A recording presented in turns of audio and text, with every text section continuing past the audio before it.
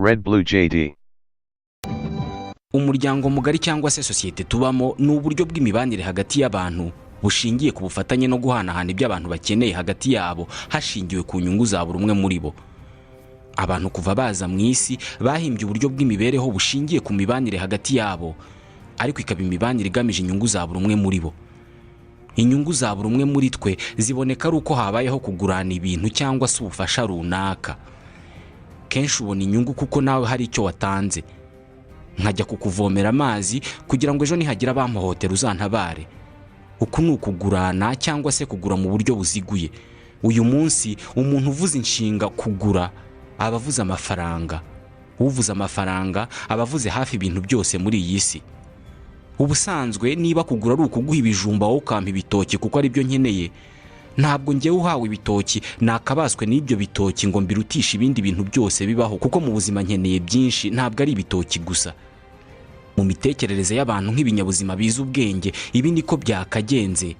Ariko siko bimeze, kuko amafaranga nk'ikiguzi kibiriho byinshi asa n'ikiyobyabwenge buri wese utuye ku isi afata kandi akeneye, bitewe n'uko yari yatuma buri wese abona byinshi akeneye muri ubu buzima. Buri somo ryose ry'ubukungu ribaho mu ishuri batangira basobanura amafaranga icyo ari cyo ndetse n'icyo amaze mu bukungu. Nitwa Ismael Mwanafunzi. Mvuze ngo mu kiganiro wari uzi ko uyu munsi tuganire ku mafaranga n'imikoreshereze yayo, byakumvikana nk'ibitari ngombwa, kuko abantu bose batunze amafaranga bazi uko akoreshwa n'icyo akoreshwa. Ari nayo mpamvu aka kanya urimo kutwumvira kuri radio yawe wiguriye amafaranga yawe.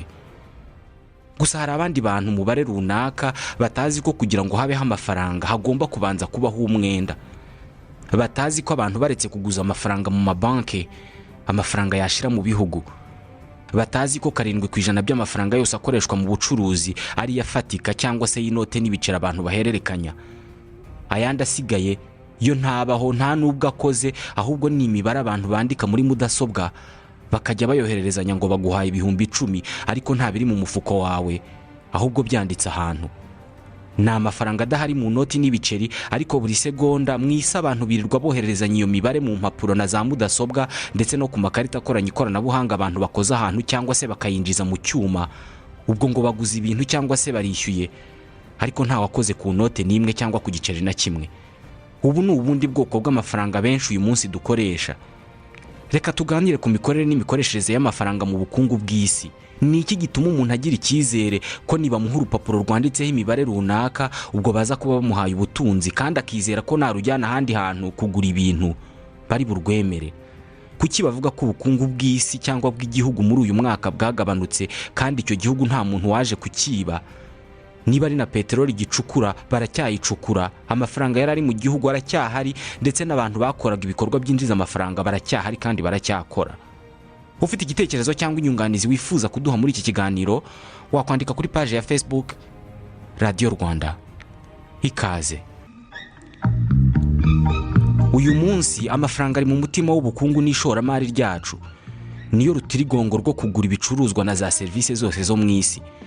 Ibicuruzwa ni ibintu bifatika, bigurwa bikagurishwa kandi bifite igiciro kizwi. Imodoka, inzu, ibijumba.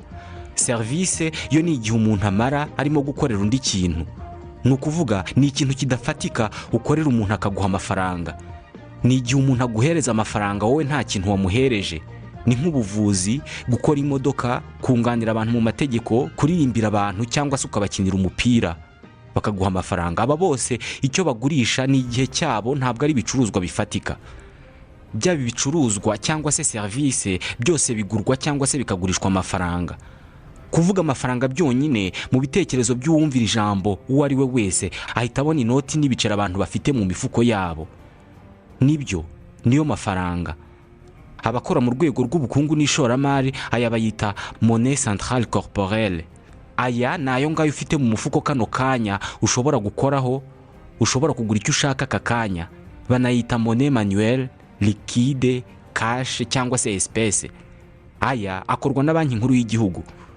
Usibyeyo nta wundi muntu n'umwe wemerewe gukora inoti cyangwa se ibiceri. Banki nkuru y'igihugu ni urwego rwashinzwe na leta cyangwa na za leta z'ibihugu bihuriye ku ifaranga rimwe, zone monétaire. Banki nkuru y'igihugu ifite inshingano zo gukora ku buryo ubukungu bw'igihugu bugenda neza. intego ya banki nkuru y'igihugu ntabwo ari ugukorera inyungu, ahubwo ni ugushyira mu bikorwa politike y'ifaranga ry'igihugu. Usibye ayo mafaranga ufite mu mufuko wawe kano kanya, hari ubundi bwoko bw'amafaranga dutunze ariko abantu batavugaho kenshi. Ni amafaranga ari kuri konti zanyu muri banki, yitwa monnaie scripturale. Kuvuga konti muri banki, uhise utekereza ahantu muri banki hari agasanduku karimo amafaranga yawe, hakaba n'akandi karimo ayanjye. Aya mafaranga yo kuri konti nta hantu ari mu buryo bufatika, nta muntu uyakoraho kuko abaho mu nyandiko ziri muri mudasobwa z'abacunga umutungo wa banki z'ubucuruzi mubitsamo. Ni imibare gusa. Aya banayita monnaie secondaire. Amabanki yigenga y'ubucuruzi cyangwa se banque de second rang cyangwa nanone banque secondaire ni ibigo by'ubucuruzi by'abantu ku giti cyabo cyangwa se by'amasosiyete y'ubucuruzi. Byo ni ibigo byigenga bifite intego yo gushaka inyungu. Akazi kabo kibanze ni uguha abantu amafaranga mu buryo bw'ubucuruzi. Ni abahuza hagati ya banki nkuru y'igihugu n'abaturage, ariko bakaba bahuza bakora ubucuruzi bw'amafaranga. Aba nibo bahimbye ubwoko bwa kabiri bw'amafaranga atabaho mu buryo bufatika, ahubwo abaho mu nyandiko gusa, ariyo yayandi iyo ugiye kubaza amafaranga ufite kuri konte bakwandikira ku rupapuro, monnaie scripturale cyangwa se monnaie secondaire. Aba nibo bashyira mu bikorwa uburyo abantu bishyurana amafaranga yo mu nyandiko nka chèque, carte bancaire na virement, cyangwa se kumwe abantu boherezanya amafaranga kuri za konti z'amabanki. Kugira ngo twumve neza ubwoko bwose bw'amafaranga, biradusaba kubanza kumva impamvu amafaranga yahimbwe n'uburyo yahimbwe. Amafaranga amaze ibihumbi by'imyaka atangiye gukoreshwa mu isi. Hari abantu batari bake batekereza ko amafaranga aje gusimbura ubucuruzi bwabagaho bwo kugurana ibintu cyangwa se ibicuruzwa, troc. Nk'urugero, Rukundo akaba yaha Karori ishuri imwe, Karori akamuha ibiro 10 by'ibirayi. Ubu buryo bw'ubucuruzi ntabwo ari bwo bwasimbuwe n'amafaranga nk'uko benshi babitubwiye. Icyatumye hahimbwa amafaranga ni umwenda, ideni. Umwenda wabayeho mbere y'uko habaho amafaranga. Tekereza gato ku mibereho y'abaturage babiri ba kera cyane. Rukundo yashoboraga guhinga amashu akayasarura mu kwezi kwa mbere, hanyuma Karori agahinga ibirayi azasarura mu kwezi kwa karindwi. Mu kwa mbere amashu yeze, Rukundo yashoboraga gutiza Karori cyangwa se kumuguriza amashu 5. Ubwo Karori akaba arimo Rukundo ibirayi bihwanye n'amashu 5. Mu kwezi kwa karindwi ibirayi byeze, nibwo Karori yagombaga guha Rukundo ibiro 50 by'ibirayi byo kwishyura ya mashu 5. Icyizere n'amasezerano nicyo ubucuruzi bwari bwubakiyeho. Babaga bahuje imyumvire y'uko umwenda uba ugomba kwishyurwa. Iyo Karori yasabaga Rukundo amashu, yasigaraga yumva adatuje kugeza igihe nyuma y'iminsi, amezi cyangwa se imyaka azishyurira ya mashu. Gusa bitewe n'ingano y'ibintu bagurizanyije cyangwa se batizanije, hari urwego byageragaho ijambo ryonyine ntiribe rigihagije ngo ugirirwe icyizere cyo guhabwa ibyo ushaka. Iki gihe byasabaga kwandika inyandiko yemeza ko uzishyura. Aha nibwo hahimbwa inyandiko. Aha abantu bahise baniga gusoma no kubara. Kugira ngo bagere kuri ibi, bagombye guhimba ishuri. Hanyuma abantu bagombaga gushyiraho uburyo bwo gupima ingano y'ibyo bagurana, bahimba iminzani n'ibindi bipimo. Aha bari basigaranye ikibazo cy'uburyo bazajya bakemura impaka zizavuka mu gihe baguranye umwe akanga kwishyura. Bahise bashinga inkiko. Hari abanyamateka bagiye bavumbura amabuye cyangwa se ibitambaro n'amabumba byanditseho imibare y'ibintu abantu runaka bigeze kugurizanya. Ibintu byose byabaga byanditseho imyenda cyangwa se ingano y'ibintu runaka yahaye runaka, zabaga ari inyandiko zacungwaga n'insengero zabaga ziri hafi y'ahacururizwa ibintu. Aya mabuye, urufunzo, ibitambaro cyangwa se amabumba babyandikagaho ikirundo cy'ibirayi Karori yahaye Rukundo mu kwa mbere. Bakanandikaho kandi ko Karori azaha Rukundo ikirundo cy'ibirayi mu kwezi kwa karindwi. Ubucuruzi bwari bushingiye ku mwenda. Hashize imyaka 700, abategetsi babonye atari byiza ko abantu baguma mu myenda, bashyiraho uburyo bwo kumvikanisha abantu. Bashyiraho uduce tw'amabuye y'agaciro ngo abari tw'abantu bazajya bishyura, aho kugira ngo umuntu arindire kuzishyura ibyo azeza mu kwezi kwa karindwi. Ubusanzwe abaturage nta kintu bashoboraga gukoresha utu duce twa zahabu cyangwa se andi mabuye y'agaciro, ariko abategetsi bababwiye ko umuntu uzajya azana uduce twa zahabu cyangwa se twirindi buye ry'agaciro umubare runaka azajya ahabwa ibintu runaka akeneye bitewe n'ibiciro byari byarashyizweho. Babasabye kugira icyizere. Ni ukuvuga ko amafaranga agaciro kayo n'amasezerano n'icyizere cy'uko ibintu ari uko nguko bigenda nyine. bivuze ko amasezerano avuyeho ubwo amafaranga runaka aba ataye agaciro. Ijambo rimwe mu minota 2 ryatuma amamiliyoni ufite kuri konti ahinduka ubusa. Abategetsi muri icyo gihe nibo bakoraga amafaranga bakayahemba abasirikare babo, abo basirikare bakajya mu ntambara kurwana ngo bigarurire utundi duce. Abasirikare ku rugamba kugira ngo babone ibyo kurya n'ibindi bicuruzwa bahaga abaturage ayo mafaranga bakababwira ko ari cyo kiguzi. Ushatse kubyanga bamubwiraga ko nawe nayajyana ahantu afite icyo ashaka bari buyakire kuko itegeko niko rivuga. Ni nk'uko igihugu cyaba gituwe n'abantu 5 gusa, noneho kugira ngo bajye bahahirana banakorerana ibindi bikorwa bagafata impapuro 2 zo mu ikayi bakavuga ko usibye izo mpapuro 2 zikozwe nta wundi wemerewe gukora mwene urwo rupapuro. Ubwo uzajya rubona azajya bafite ubutunzi kandi kurubona bisaba kubikorera. Abantu bose baba bazi neza ko uzajya akora ikintu runaka azajya ahabwa rwa rupapuro nawe akarushyira uwo afite icyo akeneyeho. Urwo rupapuro rwaba ari ifaranga. Amafaranga cyaduka abaturage ntabwo bashoboraga kuyanga igihe bayahawe ngo bagire icyo batanga, kuko abategetsi basubiranaga ayo mafaranga mu gihe cyo gutanga imisoro. Kuko benshi babaga barahawe ayo mafaranga mu bucuruzi ku buryo buri wese azashobora gutanga imisoro. Ayo mafaranga ntabwo yatinze guhinduka amafaranga yemewe n'amategeko, kuko abantu bose bari bamaze kumenya ko ari bwo buryo bwo kwishyura no kubona ibintu. Byahise byoroha ko amafaranga akwirakwira mu muryango hose. Ubutegetsi bwashoboraga kugura ibicuruzwa bushaka bukoresheje amafaranga bwikoreraga. Muri iki gihe ifaranga rikoze muri zahabu niryo ryakoreshwaga ku rwego mpuzamahanga. Ikibazo cyari gihari yari ugutwara aya mabuye y'agaciro yakoreshwaga nk'ifaranga ukayambukana inyanja ukayajyana mu bindi bihugu. Washoboraga kuyibwa. Mu ntangiriro z'ikinyejana cya 17 abacuruzi b'Abongereza n'Abanyasuwede batangiye kujya bafata za zahabu bacuruje bakajya kuzibitsa ku bacuruzi bakomeye ba zahabu bitwaga orfèvre. Kugira ngo aba orfèvre bamenye abo babikiye, bahaga uwo babikiye wese urupapuro rwiswe certificat de dépôt nominatif rugaragaza ko uwo muntu yabikije zahabu. Iyo wazaga ukerekana urwo rupapuro ruriho ingano ya zahabu ubikije, igihe cyose bahitaga bayiguha ukabasigiraho zahabu nke kuko bakubikiye. Butike z'aba orfèvre cyangwa se ababitsi ba zahabu zabaga zirimo imitamenwa irinzwe cyane. Ngiyi banki ya mbere yabayeho. Buri certificat de dépôt yabaga yanditseho uburemere za zahabu wabikije zifite. Hashize igihe abacuruzi babikije za zahabu batangiye kujya bagura za zahabu cyangwa se ibindi bicuruzwa, ntibajye kubikuza zahabu babikije ngo bishyure kuko byari bivunanye, ahubwo bakajya bahererekanya za mpapuro cyangwa se certificat de dépôt bitewe n'agaciro k'ibyo bagura. Iyi niyo ntambwe ya mbere yo kuvuka kw'amafaranga y'impapuro. Aba orfèvre cyangwa se ababitsi ba zahabu baje kubona ko abacuruzi batangiye kujya barekera za zahabu zabo mu bubiko, maze nabo bagira igitekerezo cyo gutangira kujya batiza cyangwa se baguriza zahabu z'abandi bacuruzi.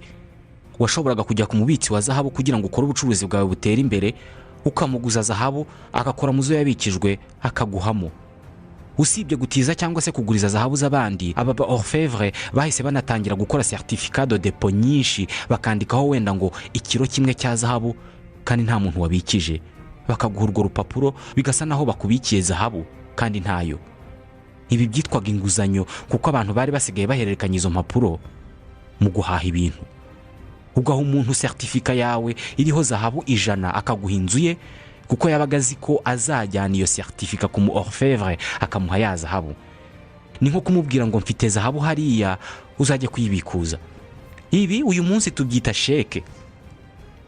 Iyo wabaga waratijwe certificat hanyuma ukazazana zahabu ingana ni yari yanditse kuri iyo certificat n'inyungu, ya certificat bahitaga bayica kuko yabaga irangije akazi kayo. Uku niko ubucuruzi bw'amabanki bwo gucuruza amafaranga bwatangiye.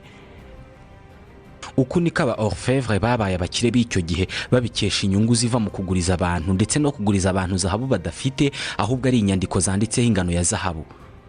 Iyi mikorere ntabwo itandukanye cyane n'iriho uyu munsi mu birebana n'ubukungu n'amafaranga. Aho bitandukaniye nuko amabuye y'agaciro yasimbuwe n'inoti n'ibiceri, monnaie centrale. Nyuma y'uko habayeho Repubulika na Demokarasi, urwego ruhagarariye abaturage nirwo rutegura itegeko mu izina ry'abaturage. Hanyuma leta igakoresha muri banki nkuru y'igihugu amafaranga yo gukora ubucuruzi no kwishyura imyenda mu gihugu. Amategeko asaba abaturage bose kwemera amafaranga y'igihugu nk'ubwishyu kuko ariyo yemewe mu bucuruzi. Ntabwo abantu bagitanga zahabu. aya mafaranga dukoresha yitwa monnaie fiduciaire. Fiduciaire biva ku kilatini fiducia, bisobanura icyizere. Twese turabibona ko amafaranga akoze mu rupapuro ari afite agaciro kurusha akoze mu mabuye y'agaciro, ni ukuvuga ibiceri. Bivuze ko ako gaciro agahabwa n'icyizere gishingiye ku bwumvikane bwabayeho bw'uko umuntu ufite urwo rupapuro ubwo afite ubutunzi. Naruguha nawe ukaruha undi, uraba ubizi neza ko ari burwemere kuko amasezerano arayazi. Buri wese urubonye aba azi ko n'undi muntu wese arukeneye, ntawe uri bugire icyo akwimura ufite. Mwibuke mu gihe cy'aba orfèvre, iyo wabitsaga zahabu ifite ingano runaka bakaguha urupapuro rwanditseho ingano y'iyo zahabu, narwo rwabaga rufite agaciro nk'ak'iyo zahabu. Uyu munsi iyo ugiye kubitsa amafaranga baguha urwandiko rwanditseho ayo ubikije. Uyu munsi relevé de compte cyangwa se urupapuro rugaragaza amafaranga wabikije muri banke ishobora kuguhesha byinshi. Haba hari icyizere ko ufite amafaranga. Amafaranga yanditse kuri konte yawe ameze nka rwa rwandiko aba orfèvre bahaga wabikije zahabu. Konti yawe muri banki igaragaza umwenda banki gufitiye, umwenda w'amafaranga wayihaye. Mu gihe cy'aba orfèvre iyo abacuruzi bishyuraga bakoresheje zahabu n'andi mabuye y'agaciro, ni nk'uko uyu munsi umuntu yishyura undi ibyo twita cash, ukamubarira inoti ukazimuha. Iyo kera abacuruzi bishyuranaga bahererekanya za certificat de dépôt, ni nk'uko uyu munsi umuntu akwishyura akoherereje amafaranga kuri konti cyangwa se akagusinyira sheke.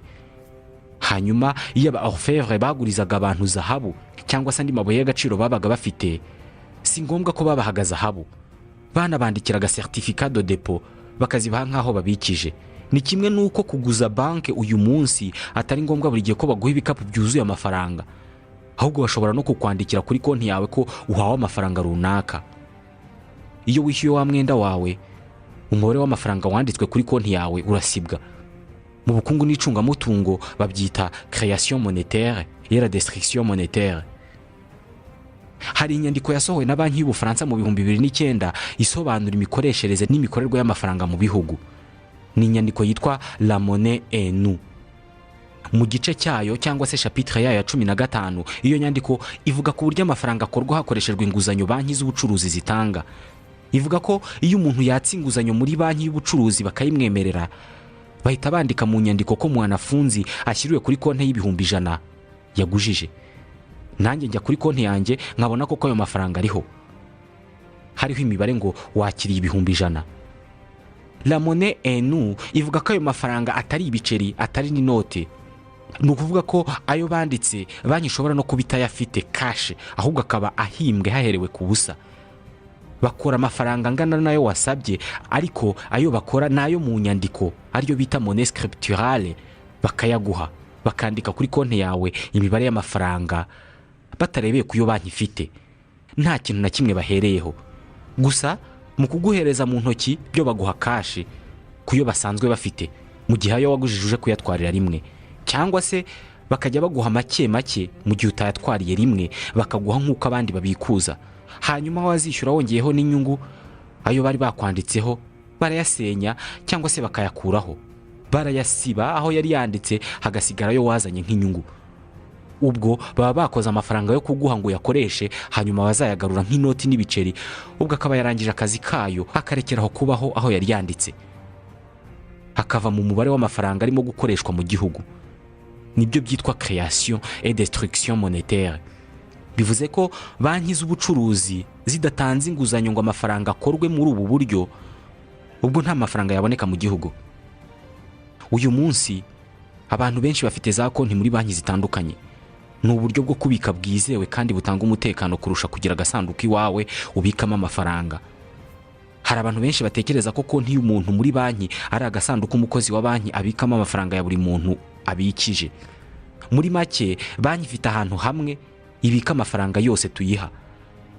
Konti muri za banki ni imibare bandika imbere y'izina rya buri muntu mu bucungamari bwa banki, imibare y'amafaranga ngo buri muntu afite. Nibyo bita unité de compte. Iyo ugiye kubikuza kuri banki, umukozi wa banki akora mu bubiko bw'amafaranga menshi ya banki, agakuramo ayangana nayo uje kwaka akayaguha, hanyuma akajyaho yanditse ya mibare y'amafaranga wabikije agakuraho ayo wabikuje, hanyuma ugataha wumva ko bakoze mu gasanduku kawe bagakuramo amafaranga watse bakayaguha, mu gihe banki iba yafashe imibare cyangwa se ya mafaranga yitwa monnaie scripturale ikayahindura muri monnaie corporelle cyangwa se monnaie centrale cyangwa se nanone inoti n'ibiceri ikaguhereza. Ku rundi ruhande, iyo ushyize amafaranga kuri konti yawe, banki irayafata ikayashyira mu bubiko bwayo bw'amafaranga, hanyuma bakajya kuri ya mibare yawe bakongeraho umubare ungana n'amafaranga yawe bakiriye. Inshuro nke cyane nibwo uzajya kuri konti yawe ugakuraho amafaranga yose ariho uko yakabaye. Kuvida konti kenshi ukuraho make ukeneye guhahisha, ayandi ukayarekera kuri konti. Umucuruzi wakira amafaranga uhahishije nawe ahita yajyana akayashyira kuri konti ye. Ubaye ubitsa muri banki imwe n'umucuruzi uhahiraho, ubishatse ntago wabikuza inoti zawe ngo zimushyire, narangiza zigarure hahandi neza neza zari ziri azihasubize. Bishobotse mwabibwira banki, iyo ikikora ni uguhindura imibare gusa, bakagukuraho ibihumbi 10 bakabyandika ku mucuruzi. Kubera iyi mpamvu buri wese muri twe aba afite amafaranga menshi mu nyandiko muri mudasobwa ya banki, ari byo twita konti, kurusha amafaranga afatika aba afite mu mufuko cyangwa se iwe mu rugo. Kenshi dutekereza ko banki iba ifite mu bubiko bwayo inoti n'ibiceri bingana n'umubare w'amafaranga y'abakiriya yanditse muri mudasobwa. Ni ukuvuga konti zacu, ni ukuvuga ko dutekereza ko konti zacu tuziteranije zangana n'amafaranga banki ibitse mu mitamenwa yayo.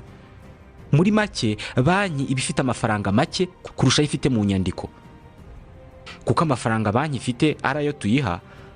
Ubwo amafaranga yose ifite yakabaye angana n'ayanditse ku makonti yose y'abakiriya, ariko birarutana cyane, kuko niba amafaranga abaho kubera umwenda, ubwo hari amafaranga avuka nta kintu gihereweho.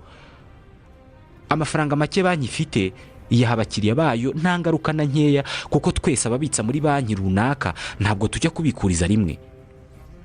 Amafaranga dukoresha mu bucuruzi no kwishyura ibindi bintu niyo mafaranga yemewe n'amategeko. Amategeko asaba abaturage kwemera ayo mafaranga nk'uburyo bwo kwishyura, kandi agahana umuntu wese uyigana. Ni nayo leta yemera nk'imisoro. Ku rundi ruhande, amafaranga yanditse kuri konti yawe ya banki ni ikimenyetso cyerekana ko banki kurimo amafaranga angana n'uriya mubare wanditse kuri konti yawe. Itegeko ritegeka banki kuyaguha cyangwa se kuguhaho ayo ushaka igihe cyose uyashakiye. Ariko ikitavugwa kenshi nicyo twari tuvuze mu kanya, nuko banki buri gihe itaba ifite inoti zingana n'umubare w'amafaranga abantu bayibikije. Hari inyandiko z'ubukungu zivuga ko amafaranga afatika y'inoti n'ibiceri aba ari mu gihugu ari 7% by'amafaranga yose akoreshwa mu gihugu, kuko ayandi yose aba ari mu nyandiko abantu bahererekanya imibare mu nyandiko na za mudasobwa no mu makarita y'amafaranga gusa. Bivuze ko amafaranga akorwa y'inoti n'ibiceri aba ari make cyane ugereranije n'amamiliyari yanditswe mu bitabo kandi nayakoreshwa mu kugura no kugurisha. Tekereza amafaranga yose abantu bafite ku makonti aba yakoze hari ahantu ari mu biceri n'inoti. Ni ukuvuga ahanditse ifaranga hose, ubwo iryo faranga rikaba rikoze, rikaba rihari. Ubwo byaba bivuze ko umunsi umwe abafite amakonti twese dushobora kubyuka mu gitondo tukajya kubikuza amafaranga yacu yose kandi tukayabona, na banki igasigarana yayo yashoye. Ubwo nta kintu banki yaba yarakoze, nta bucuruzi bwaba bwarabayeho. Ariko ibi ntabwo bishoboka, kuko amafaranga y'inoti n'ibiceri biriho ari bike kurusha amafaranga yose ari mu gihugu. Amafaranga menshi abantu batekereza ko bafite ni amasezerano bahawe na za banki yuko igihe bazashakira amafaranga runaka banki zizayabaha. Banki zizi neza ko abantu bose bemerewe kuzahabwa amafaranga, kuko bayabikije batazaza kuyatwara ejo bose. Ibi iyo bibayeho, abakiriya benshi bakaza kubikuza amafaranga yabo banki itayafite ako kanya, ubwo banki ibiguye mu gihombo. Babyita bank run. Mu rwego rwo kwirinda ibi, za leta z'ibihugu ziba zarazigamye amafaranga yo kugoboka za banki zagwa muri iki gihombo. Ni ikigega kiba cyitwa Fond de Garantie de Dépôt Bancaire. Gusa kuko ibi bitabaho kenshi, amabanki menshi abafite amafaranga aruta yari muri iki kigega. Leta ntabwo zishobora kwemera ko amabanki akomeye ahomba, kuko umubare munini w'abaturage n'ibigo by'ubucuruzi bahomba amafaranga yabo. Bahombye amafaranga yabo, ni igihugu cyose cyaba gihombye, kuko hari ubucuruzi bwahagarara. Kandi kuko abaturage ari aba leta ikabirebera inyungu zabo, leta ziba zifite amafaranga yo kugoboka amabanki mu gihe cy'amage. Banki imwe y'ubucuruzi iramutse ihombye, byaba bishoboka cyane ko iki gihombo gikora ku gihugu cyose. ntabwo abantu bayibitsamo aribo byakoraho mu buryo bw'ako kanya gusa, ahubwo birasaba no gutekereza ku bucuruzi bakoraga, aho baranguraga, aho abantu bahahaga ibyo barya, abakozi ibigo bifite konti muri iyo banki byahembaga, abakoraga ubucuruzi bajya kubitsa muri iyo banki. Byaba ibyago bitagira izina buri wese muri twe yakwishyura. Umva uko Frédéric Lordon abitekereza. Lordon ni umuhanga mu bukungu, akaba umuyobozi w'ishami ry'ubushakashatsi mu kigo cy'ubushakashatsi mu by'ubumenyi mu Bufaransa, CNRS. Il faut que les gens essayent de se figurer l'ampleur des dévastations économiques et sociales qui abantu bakwiye kugerageza kumva uburemere bwo kwangirika k'ubukungu gukurikira isenyuka ry'imikorere yashyizweho. Amabanki aramutse ahombye, no guhaha ibintu bito biciriritse byahita bihagarara. Nta muntu washobora kugura umugati kuri butike, kuko kujya gufata amafaranga ku cyuma ntibyaba bishoboka. Gusinya sheke ntibyashoboka, amakarita y'amafaranga ntiyaba agikora. Bivuze ko abantu bose basabwa gutungwa n'ibyo bafite batagura. Et pour les autres, c'est retour vers l'état de nature économique. Niyo mpamvu leta z'ibihugu zibafasha kurwanya iki gihombo. Hari abantu barwanya ubu bufasha buhabwa amwe mu mabanki mu gihe cy'igihombo, bavuga ko iyo amabanki akomeye yunguka agatera imbere, ba nyirayo baba bakire, nyamara iyo ahombye agatabarwa na za leta z'ibihugu, ni ukuvuga abaturage bose muri rusange. Aha niho havuye imvugo isa n'inegura amabanki y'ubucuruzi. Les banques privatisent leurs gains et socialise leur perte. Amabanki yiharira inyungu zayo, ariko igihombo cyayo akakidusangiza twese. Banki zose z'ubucuruzi zigenga ziba zifite konti muri banki nkuru y'igihugu. Nta muturage cyangwa ikigo cy'ubucuruzi cyagira konti muri banki nkuru y'igihugu. Iyo banki y'ubucuruzi ifite amafaranga menshi y'inoti n'ibiceri, iyajyana kuri konti yayo muri banki nkuru y'igihugu. Konti ya leta muri banki nkuru y'igihugu yitwa Trésor Public cyangwa se isanduku ya leta. Iyi konti niyo ibiriho imisoro yose dutanga. Ni konti yishyura ibyo leta yishyura byose, nko guhemba abakozi, kubaka ibikorwa remezo no kwishyura ishoramari rya leta. Niba umukiriya wa banki runaka ashaka gutanga 1,000 mu isanduku ya leta, banki abitsamo ijya kuri konti y'uwo muturage muri ya mibare igaragaza amafaranga bakubikiye, igakuramo 1,000 ikacyandika kuri konti ya leta. Niyo mpamvu hari banki uzajya kunyuzamo umusoro bakakubaza niba uri umukiriya wabo, waba utari we bakagira andi mafaranga baguca ku ruhande, kuko iyo utari umukiriya wabo bibasaba gufata amafaranga y'inoti bakajyana mu yindi banki, mu gihe iyo uri umukiriya wabo bahindura imibare byonyine.